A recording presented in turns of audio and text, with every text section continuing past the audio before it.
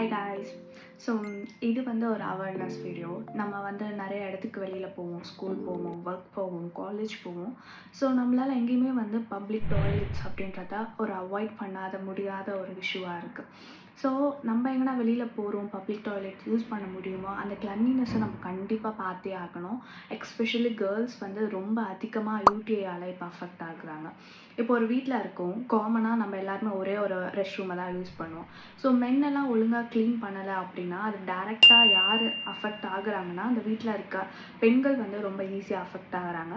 So இந்த urine track இன்ஃபெக்ஷனால் அவங்க நிறைய டேப்லெட்ஸ் எடுத்துக்கிறதா இருக்கும். லைக் இது எந்த அளவு அஃபெக்ட் ஆகுதுன்னா, ஈவன் நம்ம அதை கரெக்டாக ட்ரீட்மெண்ட் பண்ணலை அப்படின்னா அது அவங்களோட கிட்னிக்கே வந்து யூரின் எல்லாம் ரிவர்ஸில் போகும். தென் கிட்னி அஃபெக்ட் ஆகும், கிட்னி இன்ஃபெக்ஷன் வரும். ரொம்ப சீரியஸான இஷ்யூ எல்லாம் வந்து இந்த யூடிஐல இருந்து வருது.